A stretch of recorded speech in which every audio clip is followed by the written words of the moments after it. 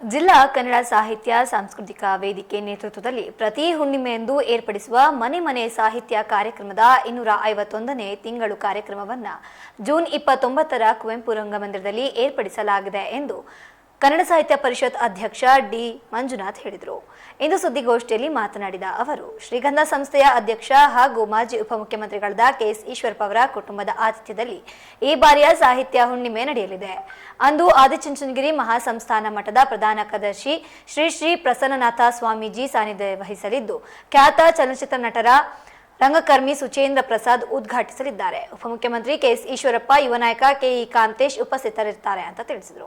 ಇನ್ನು ಕನ್ನಡ ಸಾಹಿತ್ಯ ಪರಿಷತ್ ಜಿಲ್ಲಾ ಅಧ್ಯಕ್ಷರಾದ ಡಿ ಮಂಜುನಾಥ್ ಅಧ್ಯಕ್ಷತೆ ವಹಿಸಲಿದ್ದಾರೆ. ಇದೇ ವೇಳೆ ಕನ್ನಡ ಸಾಹಿತ್ಯ ಪರಿಷತ್ ಹಿರಿಯ ಸದಸ್ಯರಾದ ಟಿಆರ್ ಅಶ್ವಥ್ ನಾರಾಯಣ ಶೆಟ್ಟಿ ಅವರನ್ನು ಸನ್ಮಾನಿಸಲಾಗುತ್ತದೆ.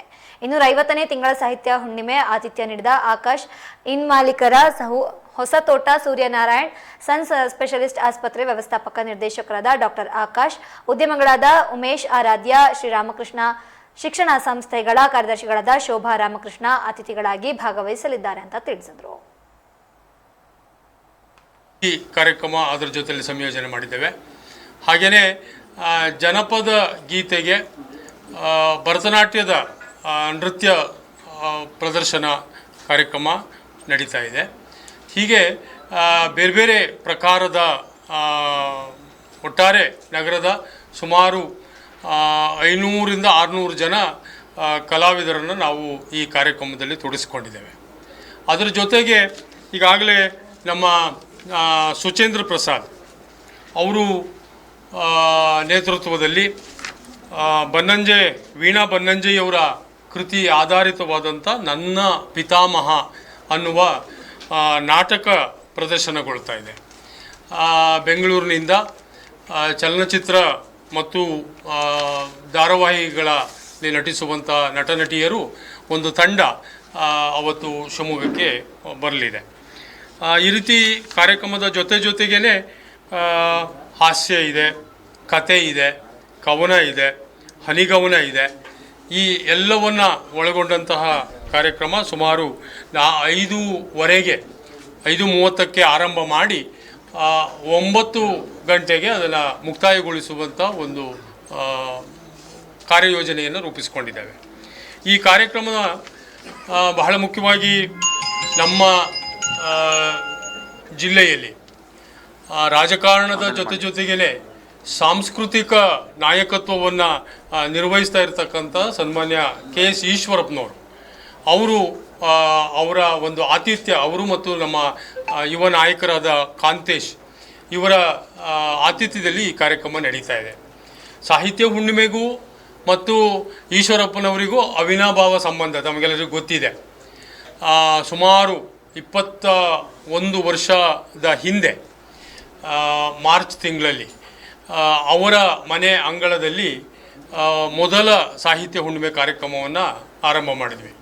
ಅದರ ಮುಖ್ಯ ಉದ್ದೇಶ, ನಾವು ಕಾರ್ಯಕ್ರಮ ನಡೆಸುವಲ್ಲಿಯೇ ಎಲ್ಲರೂ ಬರಬೇಕು ಅನ್ನುವ ನಿರೀಕ್ಷೆ ಇಟ್ಕೊಂಡ್ರೆ ಅದನ್ನು ಹೆಚ್ಚು ಜನ ಭಾಗವಹಿಸೋದು ಕಷ್ಟ ಅನ್ನುವಂಥದ್ದನ್ನು ಸುಮಾರು 13 ವರ್ಷಗಳ ಸಾಹಿತ್ಯ ಪರಿಷತ್ತಿನ ಕಾರ್ಯದರ್ಶಿಯಾಗಿ ಪಡೆದಂಥ ಅನುಭವದ ಹಿನ್ನೆಲೆಯಲ್ಲಿ ನಾವೇ ಜನರಿರೋಲ್ಲಿಗೆ ಹೋಗೋಣ, ಅಲ್ಲಿ ಇರತಕ್ಕಂತಹ ಪ್ರತಿಭೆಗಳನ್ನು ಗುರುತಿಸೋಣ.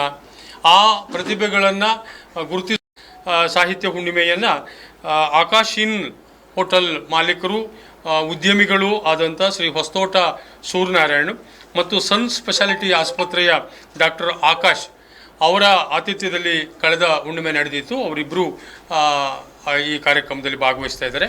ಹಾಗೆಯೇ ಉದ್ಯಮಿಗಳು ನಮ್ಮ ಜೊತೆಯಲ್ಲಿ ಸದಾ ಸಹಕಾರಿಗಳಾದಂತಹ ಶ್ರೀ ಉಮೇಶ್ ಆರಾಧ್ಯ ಅವರು ಮತ್ತು ಶ್ರೀ ರಾಮಕೃಷ್ಣ ವಿದ್ಯಾಸಂಸ್ಥೆಯ ಕಾರ್ಯದರ್ಶಿಗಳಾದ ಶೋಭಾ ವೆಂಕಟರಮಣ ಅವರು ಮುಖ್ಯ ಅತಿಥಿಗಳಾಗಿ ನಮ್ಮ ಜೊತೆಗೆ ಇರ್ತಾರೆ. ಈಶ್ವರಪ್ಪನವ್ರು ಯಾವಾಗಲೂ ಹೇಳ್ತಾ ಇದ್ರು, ಸ್ಥಳೀಯವಾಗಿ ಪ್ರತಿಭೆಗಳನ್ನು ಬೆಳೆಸಿ ಅವರಿಗೆ ಪ್ರೋತ್ಸಾಹವನ್ನು ಕೊಡಿ ಅಂತೇಳಿ.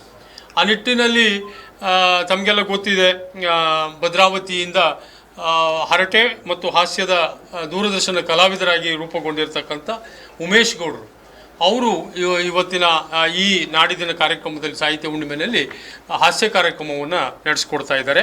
ಹಾಗೆಯೇ ಕವಿತಾ ಉಮ್ಳೆಬೈಲ್ ಅವರು ಕಥೆಯನ್ನು ಹೇಳ್ತಾರೆ.